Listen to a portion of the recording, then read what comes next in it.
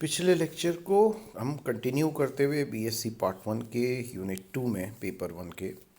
अब हम transformation of acceleration या त्वरण के रूपांतरण करेंगे वेग के रूपांतरण के पश्चात। इसको करने के लिए हम पहले हमने स्थिति का किया था, उससे हमने D by D T dash अवकलन करके वेग के रूपांतरण किए। अब हम वेग के जो हैं उनको हम अवकलन और करेंगे और D we x by D T इस तरह से हम निकालेंगे। उसी तरह एस डैश फ्रेम में D we x dash dash upon D T dash से निकालेंगे acceleration.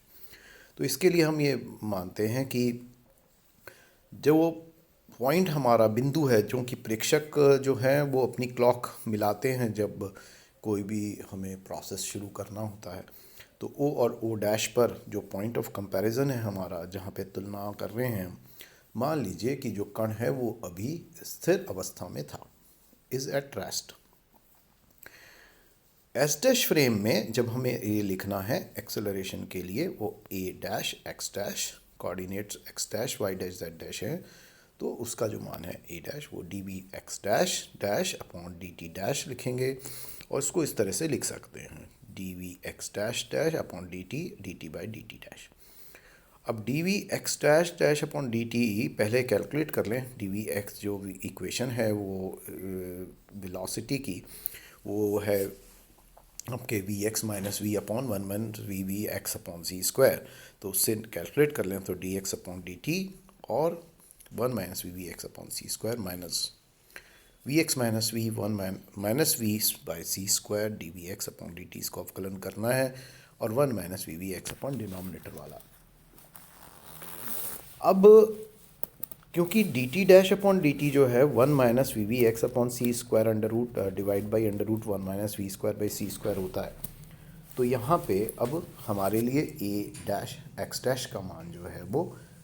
A x upon one minus we x upon C square one minus v by C square a x by C square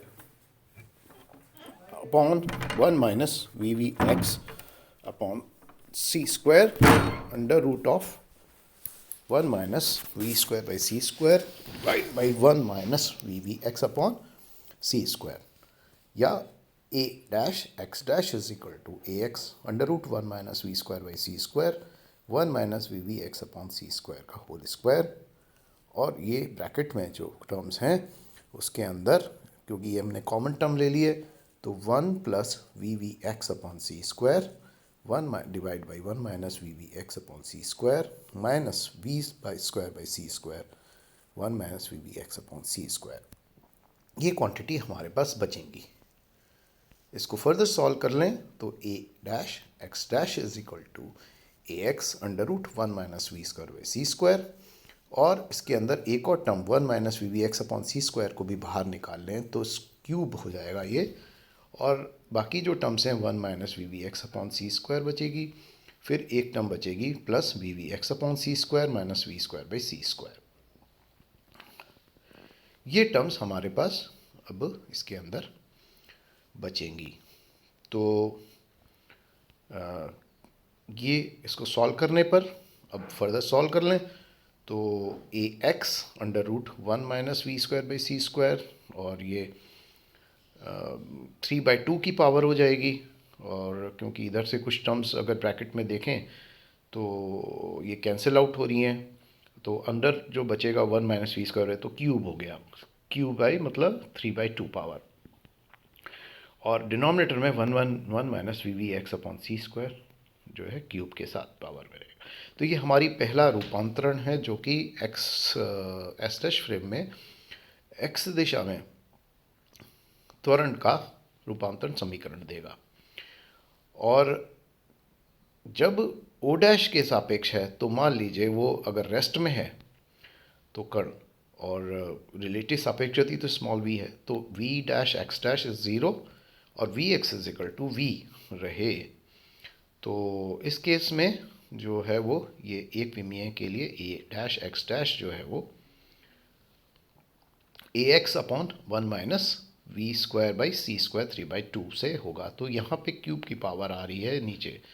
ये ध्यान देने वाली बात है। Similarly अगर ए y dash dash निकालेंगे तो D Y dash dash upon D T dash is equal to D Y dash dash upon D T by D T dash.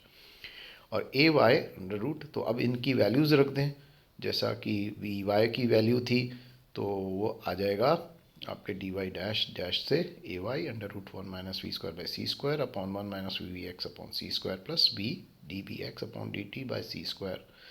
1 minus v v x upon C square square under root 1 minus we square by C square और 1 minus v v x by C square. ये equation आपके, इसको solve कर लें अपने आप और इसको फाइंड आउट कर लें, जो भी वैल्यूज़ हैं बी वाई डैश की उनको रखते हुए। तो अब यहाँ पे जब आप वी एक्स की वैल्यू को वी रखेंगे, जैसा कि अभी के ऊपर केस में किया था कि जब वो रेस्ट में है, स्थिर अवस्था में है ओ डैश के सापेक्ष, तो वी एक्स डैश ज़ीरो होगा, तो वी एक्स के बराबर हो जाएगा और D we X D T zero हो जाएगा क्योंकि वी जो है वो एक नियत मान का है। तो ए डैश वाई डैश जो है वो मॉडिफाई हो जाएगा इस केस में a y 1 minus we square by C square, क्योंकि अंडर रूट की टर्म्स जो बन गई पूरी ऊपर, और 1 minus we square by C square whole square. तो ए वाई अपॉन, तो ए एक्स डैश जो दिशा है एक्स की दिशा, उसके अंदर तो 3/2 पावर आ रही है 1 माइनस, और इसके अंदर जो है स्क्वायर टर्म आ रही है under root of 1 minus we square by C square की। तो ये बहुत ही फ़र्क है क्योंकि ये क्वांटिटीज़ अलग अलग पावर दे रही हैं। तो ये सिद्ध करता है ये चीज़ कि यहाँ पे जो हमने इक्वेशन पढ़ी थी एक्सेलरेशन या वेग के लिए, वो तो एक ही समान एक ही पावर में रहती हैं और वो लीनियर हैं इक्वेशन, रैखिक हैं, लेकिन यहाँ पे ये उसकी जो सिमेट्री है, सममिति, वो है तोड़ दी गई है किसी भी रूपांतरण से जब हम त्वरण का मान कैलकुलेट करते हैं। तो त्वरित फ्रेम्स के लिए ये थियोरी जो है वो सही नहीं है। तो ये तभी वैलिड है जबकि जो वेग है वो समान रूप से गति करता हो पार्टिकल। तो a dash a that upon 1 minus we square by C square. Beta is जो है उसको 1 अपॉन करें तो ये बहुत इजीली लिख सकते हैं a dash x dash beta cube upon a x a y dash dash beta square a y a dash z dash is beta square a z. ये बहुत ही महत्वपूर्ण कंक्लूजन, जैसे बताया कि सी जो है वो सेम रहने की हमारी जो कंडीशन है कि सब जगह सेम रेंज में सेम रहे, वो हमारे जो अचरता है डिस्ट्रिक्शन कर देगा त्वरण की अचरता का। तो ये बहुत इंपॉर्टेंट है। तो इसलिए उनके मान भी अलग अलग दिशाओं में अलग अलग आएंगे फोर्स के, क्योंकि एक्सेलरेशन अलग अलग वैल्यू आ रहा है। लेकिन अगर हम टोटल एक्सेलरेशन निकालें तो a dash square is a dash x dash square plus a dash square y dash square plus a dash square z dash square. इसको तीनों टर्म्स को रख दें, a x square upon under root 1 minus 1 square by C square cube और a square upon under root 1 minus we square का whole square. और ये जो स्क्वायर टर्म्स हैं इन सबको अगर हम रख दें, स्क्वायरिंग कर दें, तो a dash square is become a x square plus A Y square plus a z square 1 minus we square by C square common term है, और नीचे जो है 1 minus we square by C square का cube, हम इसको common ले लें। तो यहाँ पे ये क्यूब है, ये 3/2 नहीं है, गलती से हो गया है। तो a dash square is equal to a square minus we square a Y square plus a z square by C square और 1 minus we square by C square cube की टर्म रहेगी। यहाँ पे ए स्क्वायर जो है वो एस फ्रेम में तीनों का परिमाण है, ए एक्स स्क्वायर ए इसका परिमाण ए x square plus A Y square plus a z square से कैलकुलेशन कर सकते हैं। नौ वेक्टर फॉर्म में जब हम लिखते हैं तो v जो है वो एक दिशा में है तो यू एक्स कैप v में लिखें, और इससे b क्रॉस a जो है वो आ जाएगा आपका a की भी तीनों कंपोनेंट्स लिख सकते हैं। तो वी वाई कैप जो है वो यू वाई कैप यूनिट सदिश एकांक सदिश V A Z plus U Z cap B A Y, और v क्रॉस a का जो स्क्वायर है परिमाण वो v square A square Z square plus A Y square आएगा। तो इससे आप ए डैश स्क्वायर निकाल सकते हैं जो कि ए स्क्वायर माइनस इस इक्वेशन में रख के वी क्रॉस ए का इसको रिप्लेस कर दीजिए और डिवाइड बाई सी स्क्वायर। तो ये जो क्वांटिटी है ये हमारे कैलकुलेशन में